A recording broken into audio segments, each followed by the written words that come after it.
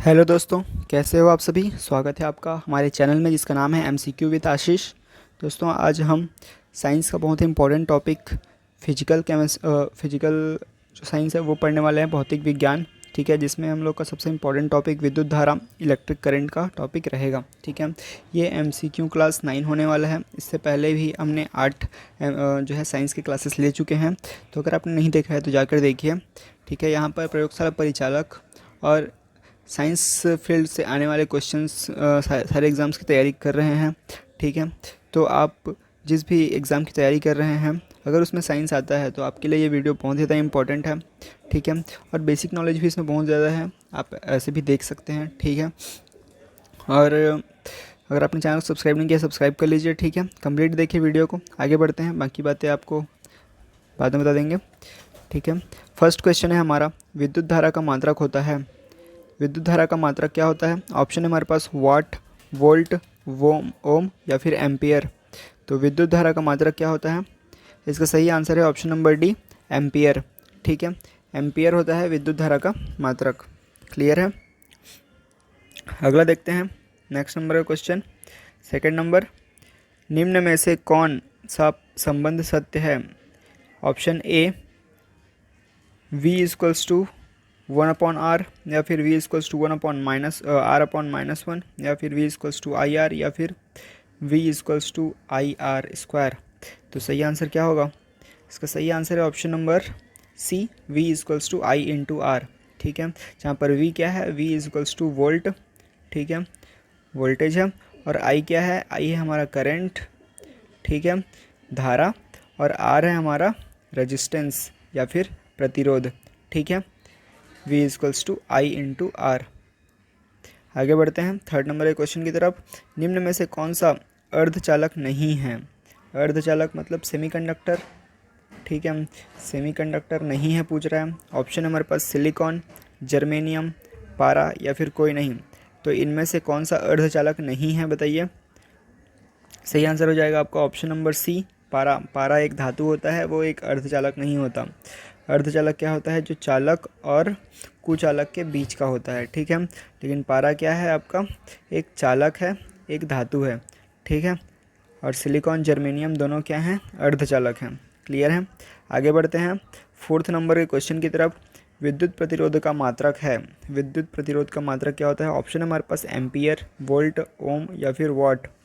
तो विद्युत प्रतिरोध का मात्रक होता है ओम, क्योंकि इसको ओम जी ने दिया था, इसलिए इसका मात्रक ओम है प्रतिरोध का। ठीक है, विद्युत प्रतिरोध का मात्रक ओम होता है। आगे बढ़ते हैं, फिफ्थ नंबर का क्वेश्चन है, वोल्ट पर ampere, volt divide by ampere प्रदर्शित करता है एम्पियर, वोल्ट, ओम या फिर वाट। ये क्या लिखा है? वोल्ट बटे एम्पियर। ये किसको प्रदर्शित करता है, ये पूछ रहा है। ठीक है, तो हम लोग देखते हैं, हमने क्या देखा अभी? V इक्वल्स टू IR का फार्मूला देखा।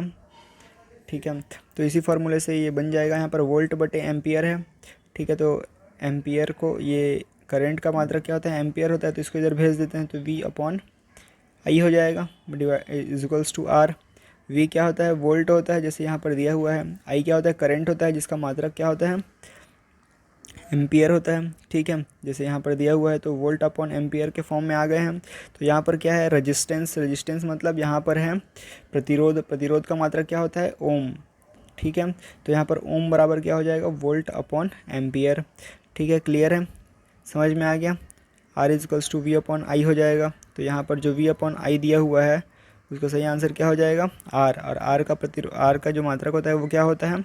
वो होता है आपका ऑप्शन नंबर सी, ओम। ठीक है, तो ओम हमारा सही आंसर हो जाएगा। आगे बढ़ते हैं 6 नंबर के क्वेश्चन की तरफ। आवेश का ऐसा ही मात्रक होता है, आवेश का ऐसा ही मात्रक होता है वोल्ट, ओम, जूल या फिर कुलाम। सही आंसर क्या होगा? आवेश का ऐसा ही मात्रक होता है ऑप्शन नंबर डी, कुलाम। क्लियर है? कुलाम से इसको नापा जाता है। जैसे इलेक्ट्रॉन में रेड आवेश होता है, तो उसमें जितना भी आवेश होगा -1.66 इंटू 10⁻21 कुलम्ब, ऐसा बोला जाता है। ठीक है, 29 कुलम्ब, 31 कुलम्ब। ठीक है, उसमें kg सबके हिसाब से रहता है। ठीक है, आगे बढ़ते हैं 7th नंबर के क्वेश्चन की तरफ। निम्न में से कौन सा पद विद्युत परिपथ में विद्युत शक्ति को निरूपित करता है? विद्युत शक्ति की बात हो रही है, यहाँ पर शक्ति मतलब पावर, पावर की बात हो रही है, पावर को P से डिनोट किया जाता है। अब P इक्वल्स टू क्या होता है, ऑप्शन है हमारे पास I square R, I R square, V square I या फिर वी आई स्क्वायर। तो विद्युत परिपथ में विद्युत शक्ति को निरूपित कौन करता है, वी P इक्वल्स टू, इसको याद कर लीजिए, आई स्क्वायर आर। ठीक है, करंट, आई क्या है, करंट है हमारा, करंट का स्क्वायर करना है, और आर क्या है, रेजिस्टेंस। ठीक है, रेजिस्टेंस प्रतिरोध। क्लियर है, आई क्या है हमारा, करंट है जिसको धारा बोलते हैं, विद्युत धारा, और आर क्या है, प्रतिरोध है जिसका मात्रक होता है ओम। आगे बढ़ते हैं हम।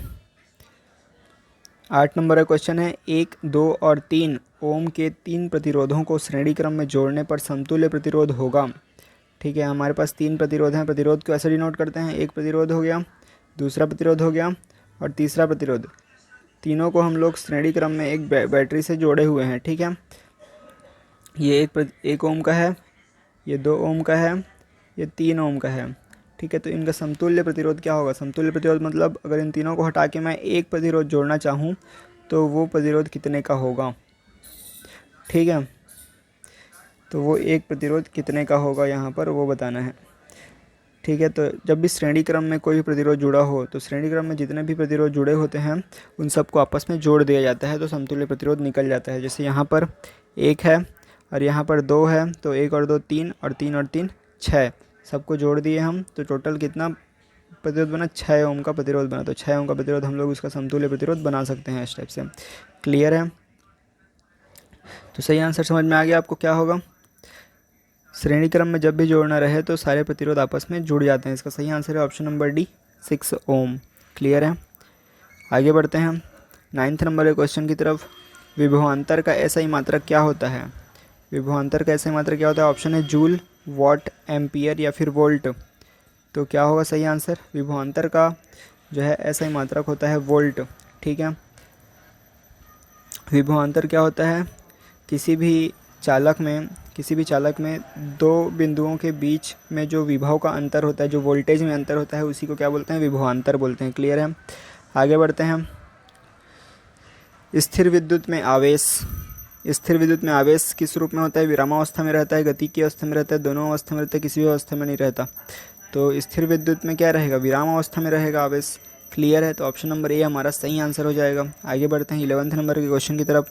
विभव का मात्रक है, विभव का मात्रक क्या होता है, एम्पियर, वोल्ट, ओम या फिर वॉट। ठीक है, यहाँ पर एम्पियर तो करंट का मात्रक होता है। ठीक है, ओम रेजिस्टेंस या फिर प्रतिरोध का मात्रक होता है, वॉट पावर का मात्रक होता है। ठीक है, तो सही आंसर है हमारा वोल्ट। विभव का मात्रक क्या होता है आपका, वोल्ट होता है। ठीक है, विभव हो या फिर विभवांतर हो, उस सबका मात्रक क्या होता है, वोल्ट ही होता है। आगे बढ़ते हैं। निम्नलिखित में कौन विद्युत का सुचालक है, विद्युत का सुचालक मतलब जो जिसमें करंट प्रवाहित होता है। Option number A sulphur, option number B plastic, option number C iodine या फिर ऑप्शन नंबर डी ग्रेफाइट। तो सही आंसर क्या होगा, विद्युत का सुचालक कौन है इसमें से, ऑप्शन नंबर डी ग्रेफाइट हमारा सही आंसर हो जाएगा। ठीक है, ये एक अपवाद होता है लेकिन ये विद्युत का सुचालक होता है। ठीक है, ये कोई धातु नहीं होता, अधातु होता है। क्लियर है, आगे बढ़ते हैं 13th नंबर के क्वेश्चन की तरफ। अगर आपको मेरा जो समझाना अच्छा लग रहा है और इन्फॉर्मेटिव वीडियोस लग रहे हैं, चैनल को सब्सक्राइब कर लीजिए, वीडियो को लाइक करके अपने दोस्तों के साथ शेयर भी कीजिए। क्लियर है, आगे बढ़ते हैं हम 13th नंबर के क्वेश्चन की तरफ। धारा विद्युत में आवेश रहते हैं, धारा विद्युत में कौन सा आवेश रहता है, ऑप्शन है हमारे पास विराम अवस्था, गति की अवस्था में, किसी भी अवस्था में नहीं, या फिर इनमें से कोई नहीं। तो धारा विद्युत मतलब ऐसा विद्युत जो धारा में है, मतलब बह रही है, बहती हुई करंट में कौन सा आवेश रहेगा, तो गति की अवस्था वाला आवेश रहेगा। क्लियर है, आगे बढ़ते हैं। इम्पॉर्टेंट क्वेश्चन है ये 14th नंबर का। 100 वाट और 220 वोल्ट के विद्युत बल्ब के तंतु का प्रतिरोध क्या होगा। ठीक है, हमें क्या दिया है, 100 वाट दिया है मतलब पावर की वैल्यू दी है, और 220 वोल्ट दिया है मतलब हमें वोल्टेज भी दिया हुआ है। तो हमें क्या निकालना है, प्रतिरोध क्या होगा, मतलब उसमें ओम की वैल्यू निकालनी है, रेजिस्टेंस निकालना है। क्लियर है, तो देखते हैं कैसे बनेगा। यहाँ पर हमें दिया क्या है, पी पावर की वैल्यू दी है 100 वाट। ठीक है, पावर की वैल्यू दी है 100 वाट और वोल्टेज कितना दिया है, 220 वोल्ट। ठीक है, तो यहाँ पर हमें रेजिस्टेंस निकालना है। तो हमें एक फॉर्मूला पता है पावर का, अभी हमने पढ़ा है, P equals to P equals to I square R, है ना। P equals to I square R हमने पढ़ा है, क्लियर है। तो इसको मैं अच्छे से लिख देता हूँ। P इक्वल्स टू हमने क्या पढ़ा है, आई स्क्वायर आर पढ़ा है, ठीक है। तो यहाँ पर हम लोग एक और फार्मूला पढ़े हैं, V equals to I into R, है ना। तो अगर हमें I का मान निकालना हो तो I बराबर क्या हो जाएगा, V अपॉन आर हो जाएगा। ये R इधर चला गया, ये R यहाँ पर चला गया V अपॉन आर के फॉर्म में, तो I equals to V upon R हो गया, क्लियर है। ये समझ में आया, I equals to V upon R हो गया। तो यहाँ पर मैं लिख सकता हूँ, क्या लिख सकता हूँ कि जो यहाँ पर P है, P बराबर आई स्क्वायर की जगह में मैं V square upon R square लिख सकता हूँ, और इंटू आर यहाँ पर पहले से है, क्लियर है। यहाँ पर से एक आर और यहाँ पर से एक आर कैंसिल हो जाएगा, तो P मतलब पावर बराबर हो जाएगा V स्क्वायर अपॉन आर, ठीक है। अब हमें क्या निकालना है, अब हमें रेजिस्टेंस निकालना है, ठीक है। रेजिस्टेंस मतलब इसकी वैल्यू निकालनी है, R की वैल्यू। तो R को इधर रखते हैं और P को उधर शिफ्ट कर देते हैं, तो V स्क्वायर अपॉन P हो जाएगा, R बराबर V स्क्वायर अपॉन P हो जाएगा, ठीक है। तो V स्क्वायर, V कितना दिया है 220, तो 220 का स्क्वायर हो जाएगा, ठीक है। अब समझ में आ गया होगा, तो मैं इतना को मिटा देता हूँ, ठीक है, जगह कम पड़ रही है। तो V स्क्वायर आर, ठीक है। तो यहाँ पर कितना हो जाएगा, P बराबर आई स्क्वायर, मतलब P बराबर V square upon R square into R cancel, ठीक है। तो यहाँ पर बचा क्या, V स्क्वायर अपॉन आर बचा, और V स्क्वायर की वैल्यू है, V की वैल्यू है 220 वोल्ट स्क्वायर, मतलब दो बार लिख सकते हैं, 220 इंटू 220 अपॉन क्या हो जाएगा, P की वैल्यू, ठीक है। हम लोग R निकाल रहे हैं तो नीचे P आ जाएगा। P की वैल्यू कितना दिया है, 100 वॉट दिया है, ठीक है। तो यहाँ पर 100 को कैंसिल, और ये जीरो कैंसिल, ये जीरो कैंसिल, तो R की वैल्यू कितनी आई, 22 गुणित 22, ठीक है। 22 गुणित 22 करेंगे तो 22 दूनी 44, फिर 22 दूनी 44 और 4 44 4 48, ठीक है। तो 484 हमारा सही आंसर आ रहा है, ऑप्शन नंबर बी हमारा करेक्ट आंसर हो जाएगा, ठीक है।